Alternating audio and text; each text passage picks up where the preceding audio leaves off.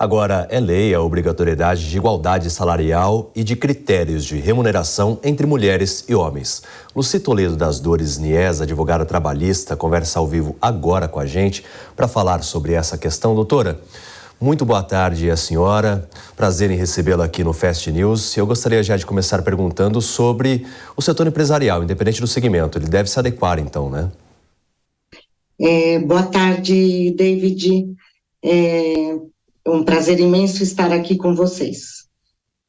Então, essa nova lei, ela é destinada a qualquer empresa, mas quando essa empresa, qualquer empresa tiver um número igual ou superior a 100 empregados, foi criada mais uma exigência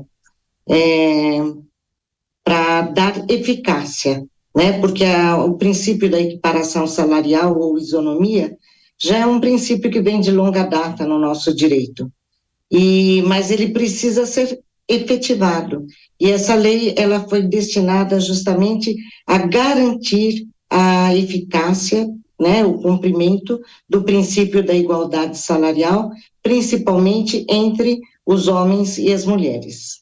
Pois é, nem deveria ser lei, né? Deveria ser realmente uma opção das empresas de ter essa igualdade salarial e não definir por sexo, raça, etnia, origem ou até mesmo idade, né?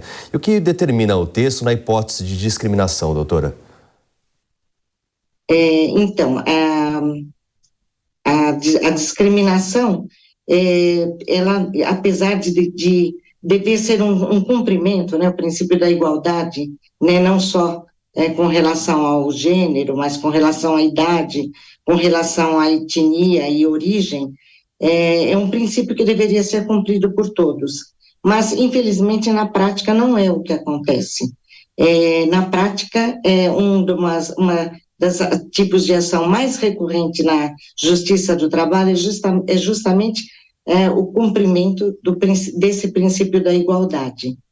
E então as empresas, elas deixando de cumprir esse princípio, elas estão sujeitas a uma série de sanções. A primeira delas seria uma sanção administrativa, né, desde que constatada a infração, né, a esse princípio, que tem natureza inclusive constitucional, uma vez descumprido, o próprio Ministério do Trabalho, através dos seus auditores fiscais do trabalho, tendo ciência da ocorrência, vão proceder a uma autuação. As pessoas que se sentem discriminadas, né, em geral, não só as mulheres, elas têm também à sua disposição a mover uma ação perante a Justiça do Trabalho, né, é a ação para recompor, né, o possível prejuízo, a possível desigualdade, mas, e não só isso, a nova lei, ela também dá ênfase que não só deve ser recomposto essas diferenças salariais, mas também os empregados terão direito, né, os empregados, aqueles que se sentem assim, desprotegidos, né, eles também poderão pedir indenização por perdas e danos.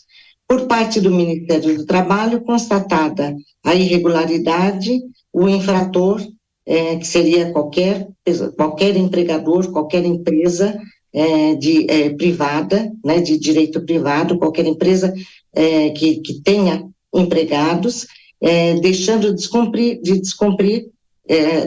cumprir esse princípio, está sujeita à autuação. Essa autuação tem um valor, teve, através dessa nova lei, um valor majorado. Anteriormente era fixado em um salário mínimo, e pela nova lei esse valor é de 10 vezes o salário que deveria ter sido já corrigido. Além disso, cria também uma série de obrigações para a empresa. A primeira delas seria com relação à transparência quanto ao pagamento dos salários.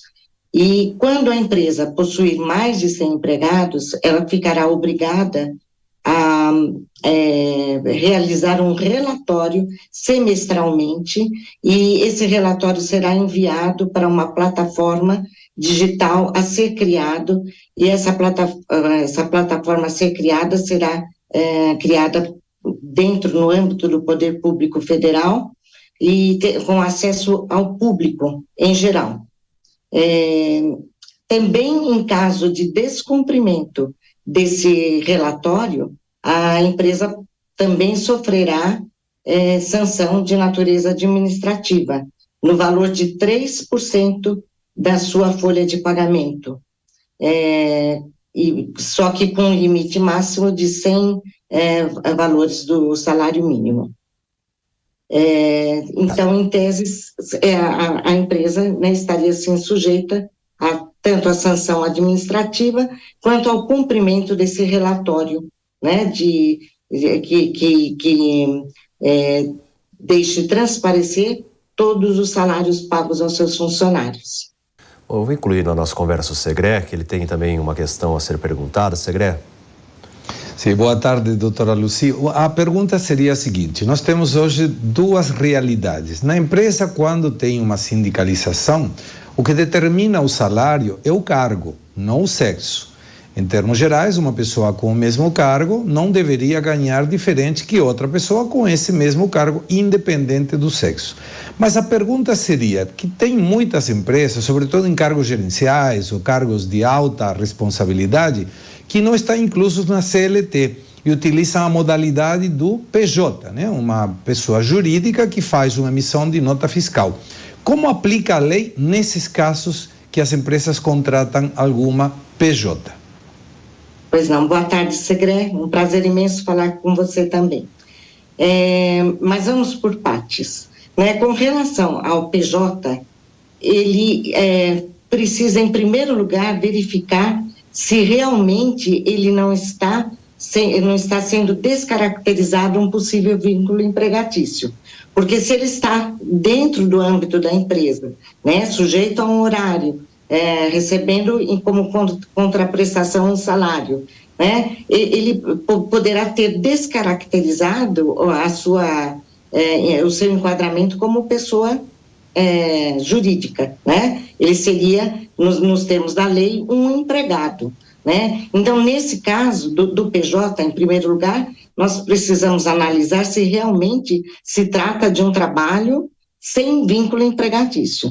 Se tratando de trabalho configurado com vínculo empregatício, carteira assinada, daí esses cargos, como você falou, de cargos ou função, a lei não fala em cargo, porque o cargo é muito genérico. O que, na realidade, deve-se perquirir para saber se é aplicado o princípio da isonomia é a função que a pessoa está exercendo. A função é que tem que ser idêntica, e não a nomenclatura do cargo. Então, exercendo a mesma função, ainda há necessidade de se verificar se dentro dessa função exercida, né, pelo funcionário e aquele pelo qual ele pretende a isonomia, né, o seu paradigma, é necessário verificar se o trabalho exercido. Acho que a gente teve um problema com o áudio, doutora, mas agradeço demais a participação da doutora Lucy aqui, esclarecendo sobre esses pontos, né? E tomara que as empresas realmente não tentem fazer ali alguns dribles em relação a essas regras, às vezes promovendo um cargo diferente, mas a pessoa exercendo a mesma função. Muito obrigado pela participação da doutora, então.